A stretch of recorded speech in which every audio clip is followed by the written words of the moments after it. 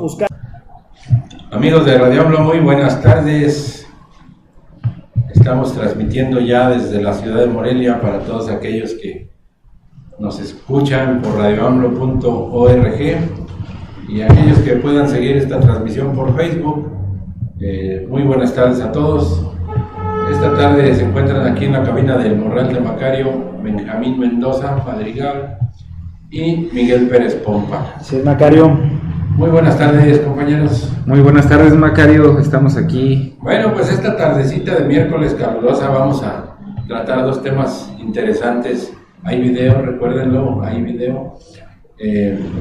Vamos a tratar dos temas muy interesantes y comenzamos con la Marcha FIFI segunda edición. A ver, ¿qué nos dices de esta Marcha FIFI segunda edición? ¿Cuándo fue, Miguel? Porque yo ni cuenta me di o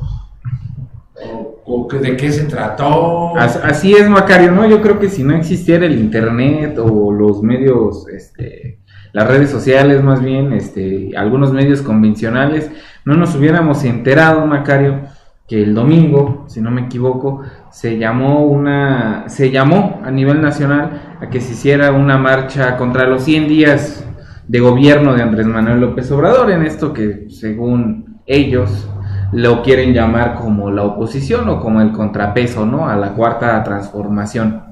Ellos estaban diciendo, Macario, en los días anteriores a esta marcha, por ahí los que siguen más o menos Twitter, yo creo se habrán dado cuenta, decían que pues bueno, eran 60 millones de personas las que no habían votado por Andrés Manuel López Obrador, y que esas 60 millones de personas que no habían votado por Andrés Manuel López Obrador iban a salir a las calles a exigir su renuncia, incluso a exigir pues que no fuera socialista, ¿no?, Andrés Manuel López Obrador. Y ahí están los resultados. Por un lado se hizo la convocatoria en todos los estados de la República, en todas las capitales de las entidades federativas, Macario, y bueno, ninguna marcha pudo aglutinar, al menos en las entidades federativas, personas mayores a 50, 100 participantes. Aquí en Morelia no hubo nada, ¿no? En Morelia no hubo nada. Los que viven aquí en Morelia sabrán que, pues bueno, ese día se hace un paseo en bici el domingo de manera turística, y los únicos que traían los chalecos amarillos, ahora como se autodenominan esta oposición o este contrapeso de Andrés Manuel López Obrador, pues al parecer eran nada más los que andaban en bici, ¿no? Los que andaban dando indicaciones que cierran las calles para que pasen los de la bici. El único chaleco amarillo que había era el policía de tránsito, pues no sé, el oficial de tránsito ahí, el encargado de darle vialidad a la ciclopista y a las avenidas aledañas. No había nada que estuviera, no había ninguna concentración que estuviera posicionándose en contra de Andrés Manuel López Obrador. Es muy curioso esto de la marcha FIFI segunda parte, porque el regreso de los fifís. Sí, podemos llamar el regreso de los fifís regresan, qué sé yo, como cualquier película palomera de los 90s, ¿no? Que no funcionó. Las segundas partes nunca son buenas. Y en esta parte de la marcha, a mí sí me interesaría comentar que es necesario poner atención. De pronto se podría hablar de que le damos más reflectores de lo que merece, pero yo creo que sí se necesitaría poner atención ahí. Okay. O sea, creo que este sector de la población, denominado FIFI en un primer momento por Morena y después por el presidente de la República, a la hora presidente, en ese momento candidato, creo que es un sector de la población que no solamente no se siente representado por el presidente, sino que busca la confrontación y la polarización de la sociedad. Siempre se acusa a Andrés Manuel y a la izquierda, en este caso que está en el poder, a la socialdemocracia representada por Morena, de ser quienes polarizan la sociedad. Y creo yo que ese es un error de facto que cometen los medios de comunicación, que también responden a ciertos intereses, y que también es un error que comete de repente la mal llamada sociedad civil, es decir, el sector, o sea, la sociedad, todos los sectores, porque llegan a creerse este discurso cuando se va replicando, y es necesario, por eso creo yo, aclararlo y darle el punto. La polarización no viene por parte de nosotros, no viene por parte de Andrés Manuel López Obrador, no viene por parte de Morena, no, se ha cansado Andrés Manuel López Obrador de hablar de pluralidad, se ha cansado de explicar cómo no se va a reprimir al pueblo de ninguna manera, ni a la izquierda, a la izquierda no electoral, que se posiciona más radical contra el proyecto de Andrés Manuel, como lo puede ser en algún momento la CENTE o el STLN. Y tampoco, y también se habla de que no se va a reprimir a la burguesía declarada, a la derecha empoderada económicamente, que se trata de posicionar en contra, ¿no? Entonces, creo yo que es necesario que pongamos ahí la lupa, porque efectivamente ellos son quienes polarizan, Macario, y esto, encauzado mal o atendido mal, o desinformando a la sociedad, si no hacemos nosotros nuestra labor, considero que puede llegar a ser un cúmulo de resistencia contra todo el avance progresista que ha tenido México con el triunfo de Andrés Manuel López Obrador. O sea, creo que en algún momento puede estallar, pues, ¿no? ¿Conocemos al convocante de esta marcha, Benjamín o Miguel? No. Se intentó articular, ¿no? Decir que era pues una llamada de la sociedad civil. También se habló de la organización recién formada Chalecos Amarillos México, emulando al movimiento francés de los Chalecos Amarillos, que está en contra de las políticas públicas de Emmanuel Macron, ¿no? Que ahí es necesario, por ejemplo, aclarar cuál es la concepción de los Chalecos Amarillos contra Macron y cuál es la tontería esta creada de los Chalecos Amarillos en México contra Andrés Manuel López Obrador. Los Chalecos Amarillos en Francia se posicionan por políticas parecidas a las de Andrés Manuel. Yo creo que es esta cuestión de que no saben dimensionar, ¿no? El por qué llamarse en primera Chalecos Amarillos, ¿no? ¿Qué representan los Chalecos Amarillos en Francia? Pues todo lo contrario, a lo que quieren representar aquí, ¿no? Claro. Y ese aspecto yo creo que es muy clave, porque decía Benjamín, en algún momento se pueden hacer un esfuerzo claro de oposición y de la ultraderecha o de la derecha en general. Pero yo creo que no es tiempo, porque en este intento de articulación que ha hecho la derecha mexicana, pues se queda en intento, ¿no? No habíamos hablado en otros programas anteriores, Macario, que no les podíamos llamar todavía incluso oposición, todavía eran una mera reacción, porque nada más decía una cosa Andrés Manuel López Obrador, ellos a determinada reacción reaccionaban, pero nada más. Y ahorita lo que habla, por ejemplo, Benjamín, acerca de los Chalecos Amarillos, volvemos a abordar el tema de que es un intento de articulación de la oposición. Se queda en intento porque ni siquiera han definido tampoco una ideología clara, y es por eso que han buscado ejemplos en otros países, ¿no? Daba el caso, por ejemplo, de que en las marchas estas fifís, Macario, pues a veces hay incluso, creo, más venezolanos, que no sé qué hacen marchando aquí en México, discúlpenme, que mismos mexicanos, ¿no? Por ahí incluso hubo algunas artistas que pues andaban diciendo, ¿no? Que ya andaban ahí en la marcha. Pero aparte lo más preocupante de esto, hubo otra pseudoorganización, Somos Más, que era también convocante, quién sabe quiénes sean, no dan la cara. Pero lo curioso de esto es la hipocresía, Macario, con la que hacen este tipo de convocatorias, la hipocresía con la que salen a las calles, con la que plantean protestar en contra de un régimen que a ellos dicen no lo representa, que a ellos pareciera que les causa una pena muy grande, lejos de escozor. Que les causa escosor, que les tienen coraje, lejos de estar felices porque el pueblo mexicano por fin ha salido a las calles a expresar su manera de pensar en el voto, porque por fin se respetó. Creo yo que es lo más preocupante, esta hipocresía. Vemos a Lucero, por ejemplo, una de las artistas que apoyó esta marcha vía Twitter, quejándose del régimen en Venezuela, apoyando las movilizaciones en Venezuela, y la vemos replicando las movilizaciones en México cuando estaba Enrique Peña Nieto, ahora apoyando las movilizaciones en México, pero luciendo en una fotografía, presumiendo cómo cazó un ciervo, un alce, ¿no? A sangre fría. O sea, esta clase de hipocresía es la que creo yo que es el argumento principal para ni siquiera ponernos a debatir con ellos, pues, ¿no? O sea, hay un principio en ciencia política, no creo que se confirme, porque yo creo que, bueno, hay una cuestión para cada caso en especial, ¿no? Todos los países tienen su caso.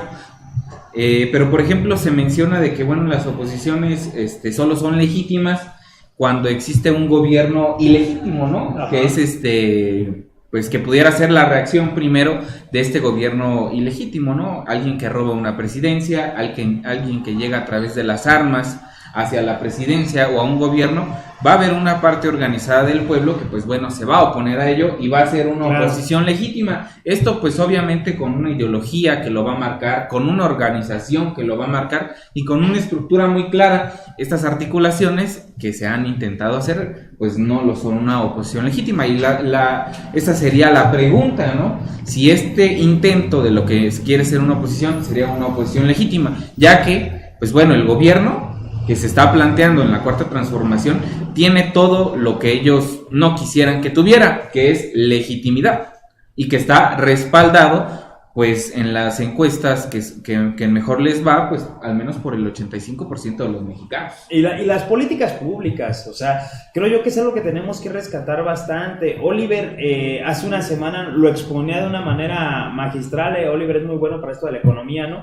Él explicaba cómo el discurso de endeudamiento que tiene la derecha política mexicana y a nivel internacional en contra de este tipo de modelos se cae con el modelo que tiene Andrés Manuel López Obrador del ahorro. Como el dinero para las políticas públicas, para los programas sociales que está implementando Andrés Manuel, sale del ahorro que se está haciendo en lugares donde se derrochaba dinero, y con eso justamente alcanza para pagar todas las políticas públicas nuevas que se implementó. Las demás, las que ya estaban desde el PRI, desde el PAN, pues ya tienen un presupuesto asignado, Macario, y esos van a continuar, ¿no? O sea, los programas, por ejemplo, como el Prospera o como el apoyo a jefas de familia, que existían ya en la Secretaría de Desarrollo Social, ahora Secretaría de Desarrollo y Bienestar, que ya existen otros sexenios, tienen un presupuesto asignado. Los 4 programas, bueno, que ahora ya se elevaron, ahora son malos, pero los programas sociales que los mal llamados superdelegados van a supervisar, son nuevos, son universales y tienen un cerco del campo a la ciudad, pero eso se prevén sostener con el ahorro que se está haciendo. O sea, realmente este tipo de discurso en contra del endeudamiento pues es falaz, o sea, es algo que por sí solo se disuelve. Yo insisto, la cuestión de la marcha FIFI, que no juntó, o sea, hay una foto, Macario, donde sale el equipo del Necaxa festejando en el Ángel de la Independencia. Bueno, más bien, bueno, precisamente, Benjamín, llamándolos, ¿no? Era como que iban a jugar una final de Copa, algo así, y había más gente. Precisamente por eso les preguntaba yo a ustedes si conocemos al que convocó esta marcha, ¿verdad? Que, como ustedes me comentan, fue un fantasma, ¿verdad? Sí, claro. Fantasma como los asistentes a estas marchas, ¿verdad? Porque aquí en Morelia no asistió absolutamente ni el que convocó. Hasta Changunga, que es un medio bastante irreverente y que siempre se posiciona en contra de la izquierda, sacó su nota, ausencia en la marcha anti-AMLO. Y de ahí los memes como este que comentas, Benjamín, de que el Necaxa juntaba más gente haciendo alusión a la poca convocatoria a sus partidos del Necaxa, ¿verdad? Claro. Que llegó a ver puros familiares en el Estadio Azteca, ¿verdad? Un monstruo gigante con 300 o 400 personas pues invitadas, ni siquiera con boleto pagado, pues a ver al Necaxa. Claro, ahora el bullying es hacia el Cruz Azul, ¿verdad? Pero antes era hacia el Necaxa. Entonces, la mayor concentración que deben haber sido unos 200, 300 personas, se dio en la Ciudad de México. Sí, en el Ángel de la Independencia. Y ahí es donde mencionan ustedes que algunos artistas andaban por ahí, ¿verdad? Pero yo me puse a ver un poquito ese video y su única perorata es que estamos en contra de todas las acciones que está haciendo Andrés Manuel. Pero no mencionan una sola, ni la argumentan, ¿verdad? Ni la argumentan, ni mucho pues menos. ¿Y qué podrían argumentar en contra del robo de combustible?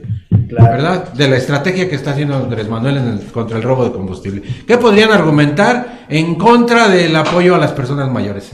¿Qué podrían argumentar en contra de eficientar Pemex? ¿verdad? Porque también esa es otra parte del ahorro que mencionabas, Benjamín, ¿verdad? El eficientar las empresas que aún conservan nuestro país, que aún son del Estado, las va a hacer más productivas o productivas al fin, que era su principal función. Claro. Es el colmo, Macario. Sí. Es el colmo, digo, a lo que estás diciendo. Sí, por pues ahí. te digo, las artistas estas que, pues más buscando un aparador, claro, que teniendo una algún, plurinominal, ¿no? que En teniendo algún algún momento, motivo para asistir a como estas Julián marchas. Álvarez o Carmen Salinas. Yo por ejemplo... ¿Quién es Carmen Salinas? La señora sí. La señora que dice cosas aquí en la esquina. La que era diputada y se dormía. Sí, claro, sí. La de ay mijito, la del meme de ay mijito, sí. Pero, por ejemplo, ¿no? En esta cuestión de la marcha, yo le di seguimiento tanto a la primera como a esta, ¿no? Traté de ahí de sondear algunas cosas en algunos medios, algunos videos, y a mí me llamaba la atención que se hizo viral una fotografía donde sale un par de mujeres de mediana edad, entre 40 a 50 años, con cartelones, no las vi por la edad, sino por la consigna que traían en su cartulina, con una consigna en inglés. Esto te digo, Macario, habla de la hipocresía, del racismo ferviente en México y que se puede palpar más en estas clases que se reivindican como medias altas o altas. No todos, obviamente hay personas conscientes, sensatas dentro de estas clases sociales, pero las que asisten ahí pues son las más reaccionarias. Yo veía esto y me llamaba mucho la atención porque no comprendía la intención, la funcionalidad de llevar una cartulina con una consigna en inglés. Pareciera más que es una cuestión de querer humillar a los demás, porque creer que hablar otro idioma, la marcha, ¿no? Claro, sí, porque creen que hablar inglés les da un nivel más alto, más nice.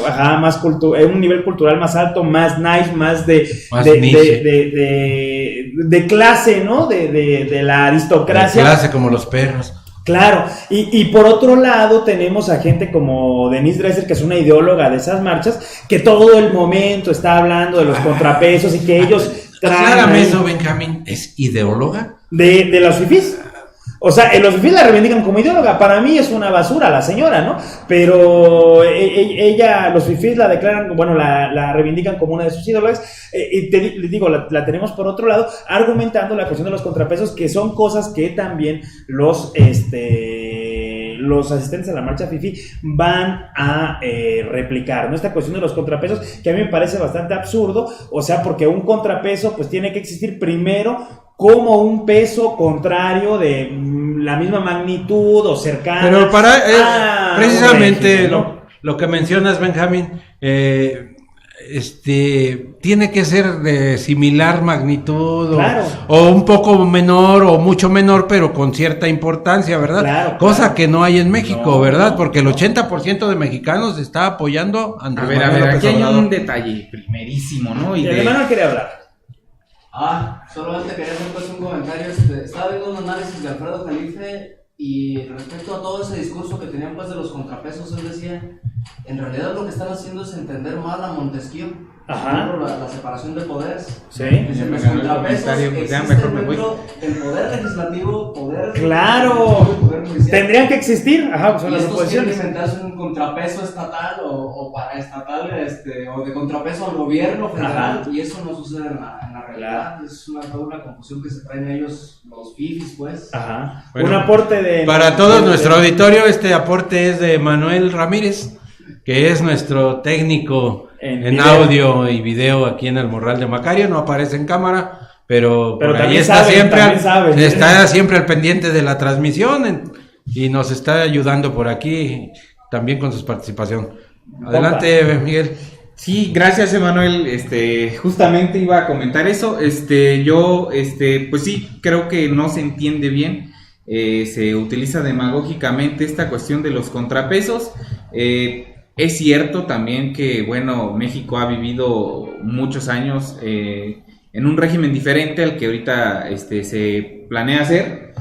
Y por lo mismo se han planteado hacer este tipo de contrapesos, ¿no? De organizaciones autónomas o cuestiones de este estilo, ¿no? Por ejemplo, la Comisión Nacional de Derechos Humanos. Ajá. Y muchísimas más, ¿no? Pero bueno, sí es un desentendimiento total, demagógico aparte, y pues es eso. Sí, y mira, Macario, creo yo que deberemos hacer un llamado de manera consciente, responsable al auditorio y a quien comparte el video, a quien lo llegue a ver, incluso si no lo ven, que compartan este tipo de cuestiones con las personas cercanas, con sus amigos, familiares, y hacer un llamado responsable, pues, democrático incluso, a no asistir a este tipo de concentraciones. Y si se quiere asistir, finalmente que se entienda el porqué, que se argumente el porqué. No estamos peleados contra la oposición, es más, es sano que haya una oposición. No estamos peleados con la democracia, queremos discutir, adelante, podemos discutir, pero discutamos de una manera seria, de una manera formal, de una manera pacífica, discutamos con argumentos, no solamente con la tripa o con el coraje o con lo que me dijo alguien de al lado, con lo que me dijo el vecino, con lo que yo leí sobre Venezuela en la CNN. Porque esto nos lleva precisamente a esta cuestión. Es ridículo ver una movilización en la Ciudad de México de cerca de 100 personas. Es ridículo para la magnitud de la ciudad, imagínense para la magnitud del país. Y es ridículo que gasten sus fuerzas los ciudadanos en eso. Más cuando no saben argumentar el porqué. Consignas, repito yo, desde raciales más bien, contra no es que no sepan, Benjamín, es que no tienen con qué. También no es lo mismo, ¿verdad? No tienen con qué argumentar, ¿verdad? Porque en este caso se ataca a un gobierno, a un presidente, ajá, ¿verdad? Pero si todas las acciones que está llevando a cabo este nuevo gobierno al mando de Andrés Manuel López Obrador están encaminadas a rescatar las finanzas públicas, ¿verdad? Y darle un mejor uso a los recursos con que cuenta nuestro país. Contra eso no puedes tener un argumento válido. Que digo, siempre habrá quienes asumen su ideología del otro lado, ¿no? Quienes creen que no somos iguales y quienes creen que unos deben de tener más que otros. A eso me refiero. Argumenten bien las cosas y entonces salgan a marchar. Como tú dices, Macario, en la lógica natural no tendrían con qué. No tienen con qué y nunca lo van a tener. Porque ¿quién quiere ver a su país, a su patria hundida en la miseria? Nadie. ¿Quién puede gozar el ver a 60 millones, 65 millones de mexicanos en la extrema pobreza? Yo creo que nadie. Nadie en un sano juicio y nadie que sea humano y que sea sensato disfrutaría eso, ¿no? Claro, repito, hay personas que de verdad creen que no somos iguales, que creen que el atraso se debe a esta clase de situaciones y que creen que deben de tener beneficios sobre otras personas y en base a eso organizan o diseñan este tipo de movilizaciones, este tipo de argumentos. Y bueno, contra ellos, repito, no estamos peleados, que digan lo que tengan que decir y en 3 años en las intermedias nos veremos, compañeros, si las políticas públicas y el régimen de Andrés Manuel no sirve. En 3 años nos costará políticamente, pero si las cosas marchan bien como hasta ahora, pues seguramente tendrán que reinventar el discurso, buscar otra plataforma económica, otra plataforma política, porque pareciera que se les olvida que las cosas ya no van a ser iguales, que estamos hartos y que el pueblo por fin salió a emitir su voto, se respetó y que ahora no vamos a parar de luchar y de intentar transformar el país, de sumarnos a este gobierno denominado la Cuarta Transformación, ¿no? Esto de la marcha fifí pues nos causa más pena que otra cosa, ¿verdad? Por todo lo que has comentado, sí, del esfuerzo que se tira, que se tira en este tipo de ejercicios que no tienen fundamento alguno, ¿verdad?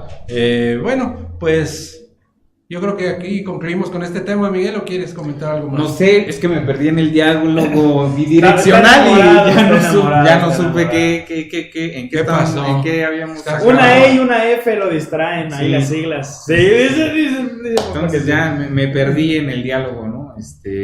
Pues sí, yo creo que sí. Sí, concluimos con este tema. Bueno, tenemos otro tema, ¿verdad? Se ha dado aquí en Michoacán, se ha dado a conocer que hace unos días el Consejo de Morena en el estado de Michoacán decide romper la coalición con el PT. Esto debido, bueno, vamos a que nos platique Benjamín debido a qué se da esto. Bueno, la coalición, la ruptura de la coalición Juntos Haremos Historia en el Estado, que nada más se sostenía con el Partido del Trabajo, no con el Partido de Encuentro Social a nivel estatal, se ha roto porque el Consejo Estatal de Morena ha dictaminado, que cabe mencionar que es la autoridad máxima, ¿no?, del partido en el Estado, y obviamente el Consejo Nacional a nivel nacional. Bueno, Pompa ahí me va a corregir porque dice que la autoridad máxima es el Congreso, ¿no?, el Congreso Nacional. Pero como órganos ya funcionando dentro del partido, el Consejo es una de las autoridades, bueno, es la autoridad máxima, ¿no? Pues el Consejo sirve en un momento para elegir al Comité Ejecutivo Estatal, es decir, a la dirigencia, y bueno, después sigue sesionando, ¿no? El Consejo dictaminó, después de una discusión, que la coalición Juntos Haremos Historia en el estado de Michoacán debía romperse, repito, se conservaba nada más con el Partido del Trabajo, debido a una serie de situaciones que se han venido dando después del triunfo el 1 de julio de Andrés Manuel López Obrador a nivel federal y en lo local de pues algunos diputados y algunas alcaldías, ¿no, compa? Así es, bueno, mencionar, se debe a dos momentos esta cuestión. Una cosa es una coalición electoral, la cual pues bueno se formó a nivel nacional. No conozco, no tengo el dato si en algún estado no se haya formado la coalición de Morena, PT, PES. En algunos estados, como por ejemplo aquí en Michoacán, no se formó con el PES, lo cual pues tampoco se ocupaba, ya que pues al menos a nivel estatal el PES perdió el registro, también a nivel nacional digo, pero y estaban pues, empecinados en lanzar a Fausto Vallejo Figueroa, ¿no?, como candidato, lo hicieron, bueno, la libre. Pero esta decisión tomada en el estado de Michoacán, porque no tiene efecto nacional, se debe a algunas acciones que ha tomado el PT, tanto en la Cámara de Diputados como en algunas alcaldías.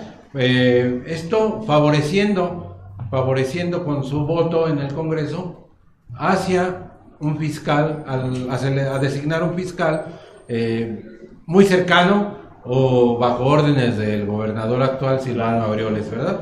Claro. Entonces, por ahí en esta votación que hubo pues en el Congreso, pues algunos diputados del PT, digámoslo así, traicionaron a la coalición Juntos Haremos Historia, no precisamente que hayan traicionado a Morena, sino a la coalición a la que formaban parte, la traicionaron dando su voto a una propuesta diferente a la que se pretendía por la parte de la coalición, ¿verdad? Sí. Sí, no, adelante. Para ello, pues por ahí conocemos de buena fuente que hubo cañonazos de billete, Benjamín, ¿verdad? Se habla de cheques de $1,000,000 de pesos que salieron del gobierno del estado hacia algunos diputados, ¿verdad? Esto no es más que un secreto, es más que un rumor, es algo pues que puede confirmarse, ¿verdad? Claro. Puede confirmarse, y habría que ver bajo qué o cómo se ampara la salida de este dinero del gobierno del estado. Bueno,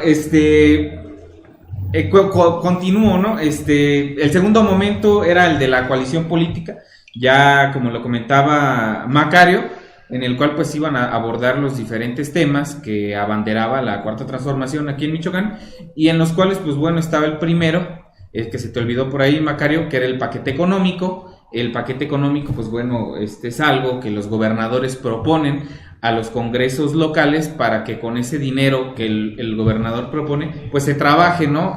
Un año. Este paquete económico generalmente, o bueno, más bien siempre, pues bueno, trae la ley de ingresos, el presupuesto de egresos y ya se me olvidó la otra, en la cual pues bueno van a decir qué impuestos van a cobrar y cuánto es lo que van a recibir y qué van a hacer con lo que van a recibir. ¿Qué es lo que pasó? Pues bueno, Morena estuvo en contra obviamente del paquete económico del gobernador Silvano Aureoles. Se podía cancelar ese paquete económico para que se volviera a trabajar sobre él, pero bueno, como lo comentabas, los diputados del PT Al principio habían comentado que pues no iban a votar a favor de él, y después a lo largo de la sesión pues nos enteramos que así votaron a favor de él, ¿no? Y pasó lo mismo con lo del fiscal general en el estado de Michoacán, que no es una cosa sencilla o no es una cosa que no sea de miedo, ¿no? Porque hablamos de un fiscal que va a durar 9 años y aproximadamente 3 gobernaturas, Macario, lo cual pues es algo peligrosísimo, ¿no? Para la democracia michoacana, ya que este fiscal, pues bueno, incluso es compadre, ¿no? Del gobernador en el estado. Sí, o sea, es que creo yo que hay ciertos momentos, como lo decía Pompa, y de ahí podemos entrar a otros micromomentos, no sé cómo llamarlo. Los primeros son 2, ¿no? La coalición electoral, que sirve para encumbrar a Andrés Manuel López Obrador en la presidencia, que más que sirva el Partido Encuentro Social y el Partido del Trabajo para encumbrarlo, creo yo que se sirvieron ellos más de esta coalición. Creo que Andrés Manuel aprendió de los errores, aprendió que con los dueños del país, con la mafia del poder de la que él hablaba, no podía jugar, y a diferencia del 2006, ahora aceptó este tipo de alianzas que restaban en muchos estados, en muchas partes llegaron a restar, incluso aquí en Michoacán nos restó bastante, pero que eran necesarias en algún momento para aglutinar a las fuerzas políticas y poder lograr el triunfo. El segundo momento sería el de la coalición política de la que hablaba aquí Pompa, para plantearse votar las bancadas en conjunto contra las políticas o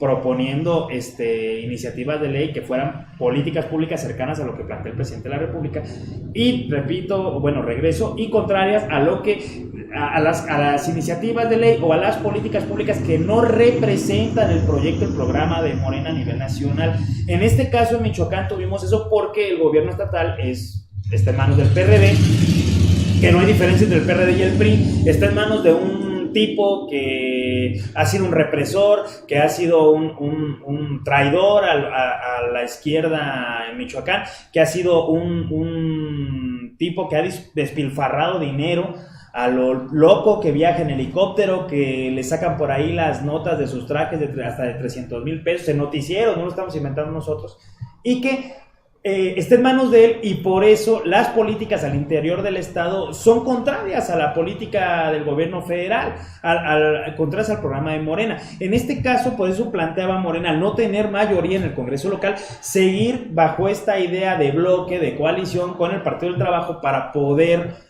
sumar y hacer un contrapeso, ahora sí, como bien lo señalaba Emanuel, después de citar a Jalife, hacer un contrapeso al interior del legislativo en el estado, ¿no?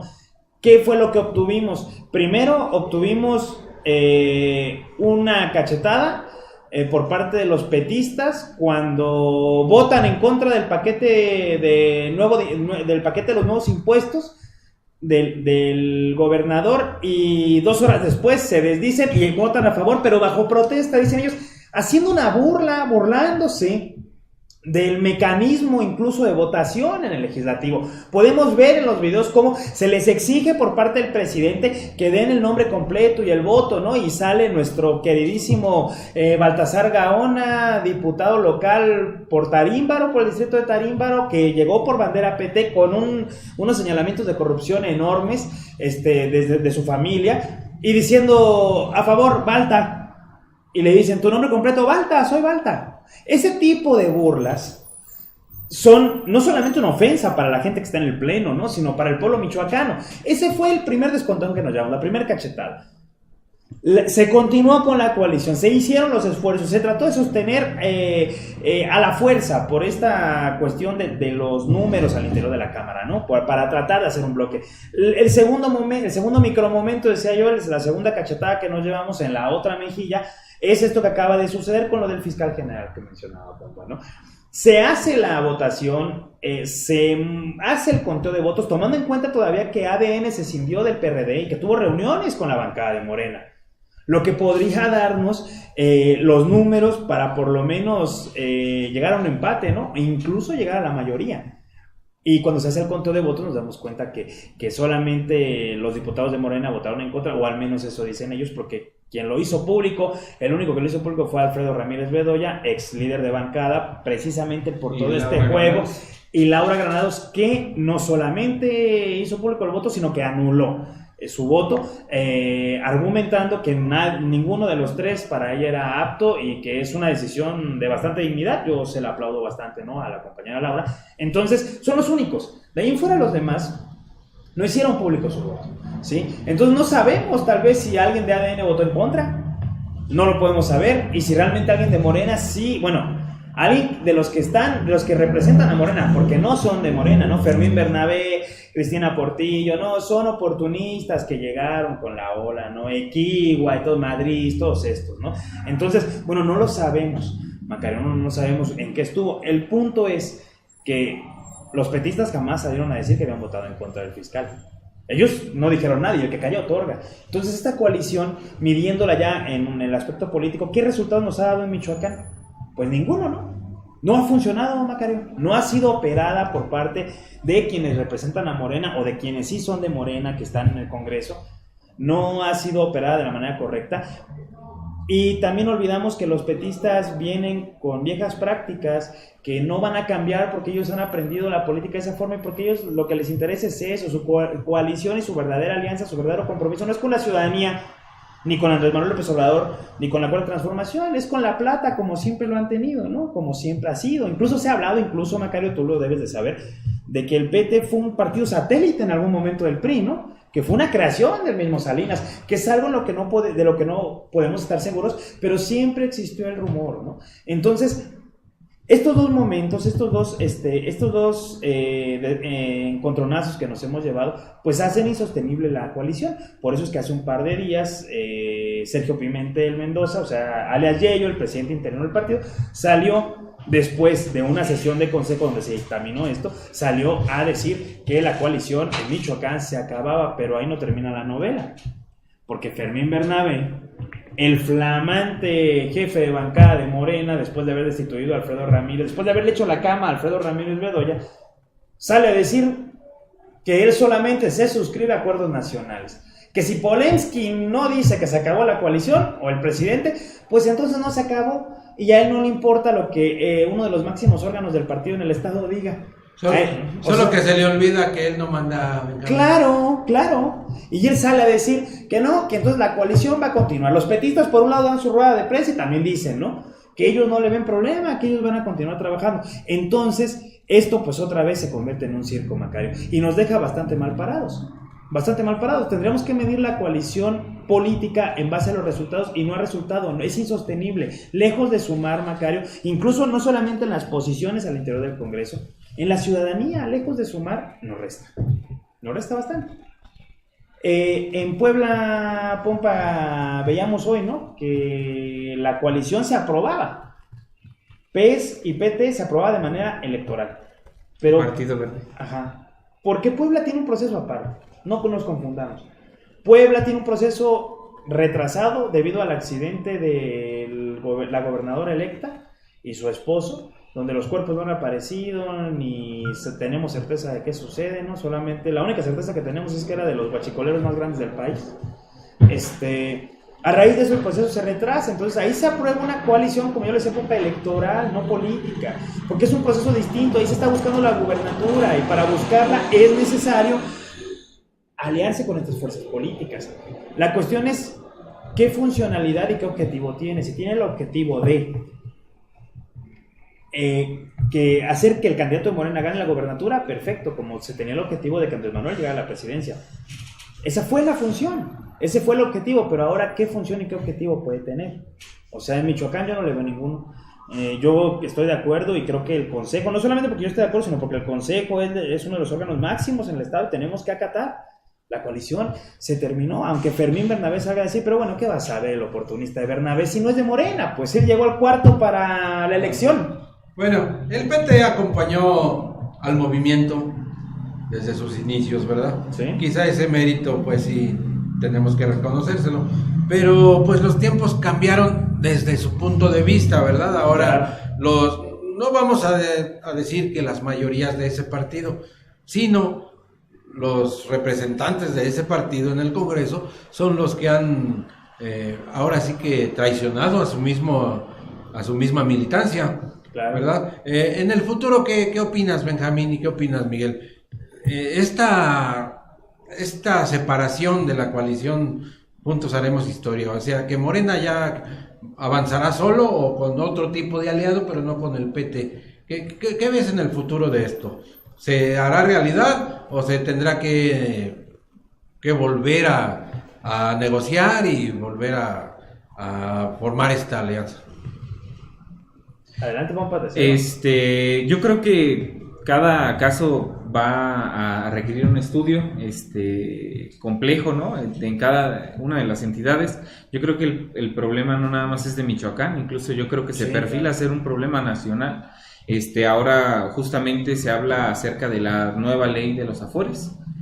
Macario, que está a punto de discutirse en la Cámara de Diputados Federales, y en la cual pues el PT dice que probablemente no caminen con Morena en esta. ¿Por qué? Bueno, es una cuestión también un poco más de fondo que de forma, porque bueno, no sé, también ellos han siempre dicho que son más izquierdosos que otra cosa, y en el tema de las afores pues quieren defender otro planteamiento, ¿no? Que no está tan cercano tal vez a la izquierda, que es el que hizo Morena, ¿no? Propiamente, que básicamente sería que el dinero de las afores se invierta, los del PT quieren que se invierta en las paraestatales, bueno, no se llaman paraestatales, en las empresas productivas del Estado, que pues básicamente pues para hacer que vivan estas paraestatales, estas empresas productivas del gobierno, cuestión que pues Morena no propone. Morena propone que sean empresas privadas, ¿no? Para que pues tengan algo de efectivo, ¿no? Pero se refiere a empresas o dinero más pequeñas que grandes, ¿no? Así es. Sí, para que también que serviría para impulsar la economía. Así es. Claro. Y ese es un problema. Y ese es el problema que ha desmarcado ahora, tal vez un poco del deslinde acerca del PT con Morena, ¿no? Es cierto, no se les puede negar, siempre han acompañado a Andrés Manuel López Obrador, pero yo creo que el discurso y sus acciones, pues a veces dejan mucho que desear, no nada más en este estado, en muchos lo ha sido, en donde pues por un lado dicen apoyo a Andrés Manuel López Obrador, pero por otro voto por lo que a mí me conviene personalmente. Y por ahí tú incluso decías, ¿no, Macario? Creo, decías que pareciera que valía más la pena esas prerrogativas que les llegan a los endis que pues transformar la realidad de Michoacán, ¿no? En el caso de este estado. Estos panchos que está haciendo algunos petistas, pienso yo que son casi más para tratar de negociar alguna cuota de poder que ya no tienen. Ya en la elección pasada quedó demostrado que Morena puede ir solo. Claro. La verdad que la gran mayoría de gente votó por Andrés Manuel, no por el PT, ¿verdad? No votó por el moradito ese, ¿cómo se llama? El PES, ¿verdad? No votó por ellos, no votó por los candidatos, votó en favor de un cambio verdadero en nuestro país, ¿verdad? Entonces yo creo que estos panchos que hacen los del PT son para tratar de sacar un poquito más de poder del que ya tienen, ¿verdad? Que ven que su futuro es muy incierto, porque se pueden quedar hasta sin registro, ¿verdad? En muchas partes del país.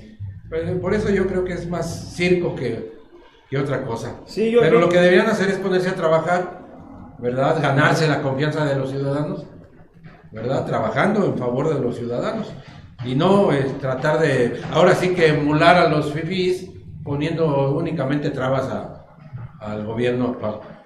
Claro. Yo por ejemplo, en esa cuestión, como lo decía bien Pompa, a nivel nacional esto es un reflejo de lo que sucede en Michoacán, a nivel nacional, y entonces podemos ver si realmente este punto de quiebre le sirve a Morena para caminar solo, para ir solo, para entender que que esto lejos de sumar resta, y que más bien las bases del PT, del Partido Encuentro Social y del Verde ahora, si realmente quieren un cambio verdadero, se sumen mejor a las bases de Morena, ¿no? Y abandonen este tipo de institutos políticos que están corrompidos. Yo veo a Brenda Fraga, diputada local del distrito de Uruapan, una ciudad aquí de Michoacán. Yo la veo en sus fotos de perfil de Facebook y de Instagram y de Twitter con Andrés Manuel López Obrador, pero eso que hizo es una canallada. O sea, no puedes por un lado decir que apoyas el proyecto de la Cuarta Transformación y por el otro lado en lo local, como había ausencia de presidente, como había ausencia de consejo, como nadie les dictaba línea, pues entonces hacían lo que querían, ¿no? Ahora yo creo que es un punto de quiebre y que es el momento ideal para que a nivel nacional, si estas situaciones se están repitiendo, se abandone la coalición. Finalmente en el Senado y en el Congreso, tal vez no tendremos mayoría sin el PT, pero tendremos una fuerza suficiente para dar la batalla ideológica y legislativa, y tenemos al presidente de la República, que es lo más importante. Muy bien, con esto terminamos esta sección, hacemos una pausa y regresamos.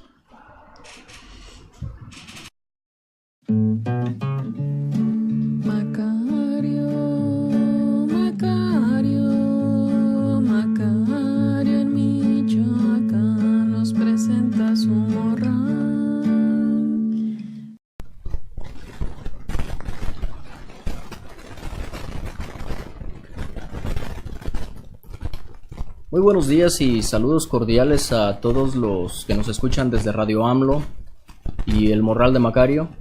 Mi nombre es Emanuel Ramírez y hoy se me ha concedido este espacio para comentar uno de los episodios de nuestra memoria histórica que mañana vamos a conmemorar por ser el 17 de marzo, Día de San Patricio. Y pues bueno, para los que no conozcan de qué va el tema o de qué va el Batallón de San Patricio, les comento, les hago una pequeña reseña histórica. El Batallón de San Patricio fue una unidad del ejército mexicano conformada por irlandeses, alemanes y holandeses que pelearon por el bando de México en la guerra contra Estados Unidos. Y bueno, su fundador, John O'Reilly, oriundo de Clifden, perdón mi pronunciación, en Irlanda, se vio obligado a emigrar a Estados Unidos a causa de la gran hambruna de la patata, llamada por ahí en Irlanda, y llega a Texas, acabada de nombrarse independiente. Se une al ejército estadounidense por el sueldo que ofrecían y no tarda mucho en chocar con lo que es el prejuicio estadounidense, o lo que era el prejuicio estadounidense, mejor dicho, en contra de los católicos, ya que eran una nación con un fuerte protestantismo. Y empiezan los que son los europeos y los irlandeses empiezan a vivir este prejuicio, este rechazo a los católicos, que se considera que son más fieles al Vaticano que a Estados Unidos. Entonces esto hace que muchos deserten y se da un hecho sin precedente, y es que John O'Reilly junto con otros 70 irlandeses se unen al ejército mexicano a cambio de una oferta de tierras y de concesiones que les hacía el gobierno, y conforman esta unidad extranjera que peleó por principio de cuentas en la batalla del Palo Alto. Tras la retirada de las fuerzas mexicanas de esta batalla, se dirigen a Monterrey, en donde se les unen otro tanto de hombres extranjeros, la mayoría de Europa, y ya conforman el Batallón de San Patricio, que era conformado por 300 hombres, como lo digo, en su mayoría irlandeses, alemanes, holandeses. Ellos se distinguen en la batalla de Monterrey por rechazar el ataque de Zachary Taylor en 2 ocasiones, y presentan una gran batalla al ejército estadounidense. Tras la retirada de la batalla de Monterrey, se dirigen a San Luis Potosí junto con el ejército mexicano, y San Luis Potosí, en un alto grado de patriotismo, recibe al ejército mexicano en harapos y lo pertrecha, lo dota con caballería, lo dota con todos los pertrechos necesarios para continuar la batalla y mantener el ánimo. Y después de esto, el Batallón de San Patricio participa en la batalla importantísima de la Angostura, en el que se da también otro episodio muy curioso, que es la carga de caballería de los dragones, de la marcha dragona pues. Es histórica esa marcha porque es precisamente la que rompe el flanco. Y este rompimiento del flanco se da precisamente porque los caballos de San Luis Potosí estaban acostumbrados a las colinas de la Angostura, entonces resultaron ser más veloces que la caballería estadounidense y lograron romper el flanco. En esta batalla también se distinguió el batallón de San Patricio, con su buen uso de la artillería. Ellos eran un batallón de artillería. Y se da el rompimiento del batallón de Zachary Taylor, del ejército de Zachary Taylor, perdón. Tras disgregarse el ejército de Zachary Taylor, entonces llega por el lado de Veracruz Winfield Scott, y el batallón de San Patricio se dirige a presentar batalla en Cerro Gordo, en la que también pierden. Lamentablemente es una historia llena de derrotas, no por ello se deja de dignificar. Entonces su última batalla es en el convento de Churubusco, en donde presentan batalla hasta el último momento de ser asesinados o capturados. Un tercio del batallón de San Patricio fue muerto en batalla, y el resto que fueron capturados fueron condenados a ser fusilados, a ser ahorcados y a ser marcados con la letra D de desertores, como si fueran vacas, ¿no? Los marcan con una pieza de metal y les dejan la marca de desertores. Pues el ejército estadounidense, a pesar de las muchas peticiones que hubo por parte del gobierno mexicano, nunca dejaron de declarar que el batallón de San Patricio era un grupo de traidores. Y bueno, ellos, en su mayoría, los que quedaron, que no fueron ejecutados en Tacubaya o en San Ángel, son muertos también en la toma de Chapultepec, con la orden dramática de que cuando se intercambiara la bandera estadounidense por la mexicana tras la toma, fueran ahorcados el resto del batallón de San Patricio. Ya para los que quedaron vivos, fueron condenados a trabajos forzados, y se tiene registro que John O'Reilly, el líder, el comandante de este batallón de San Patricio, muere cerca de 1887 a causa de su alcoholismo.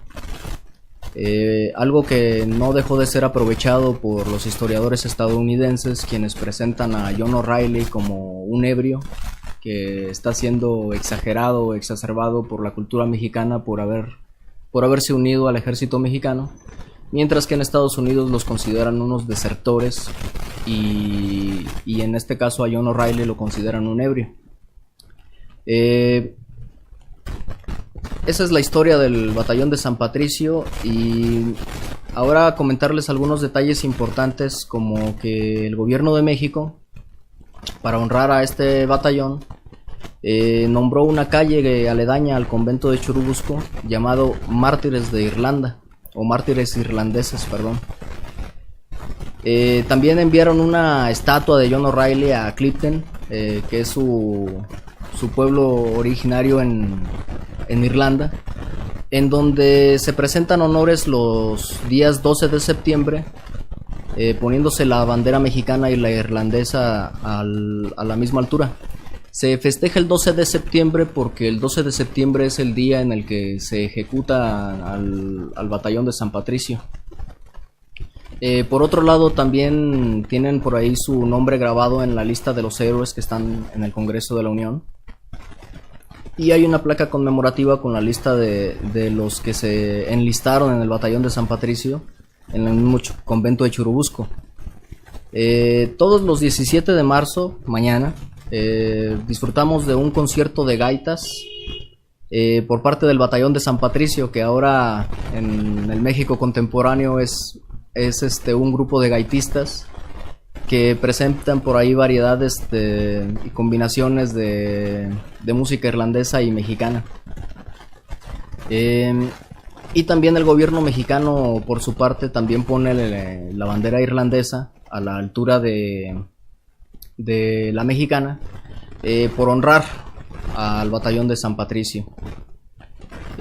También me parece que en 1999, si no me equivoco, el Congreso de la Unión los nombra Beneméritos de México, que pues bueno, es una muestra, una forma de honrar de que México tiene para estos hombres que dieron el máximo sacrificio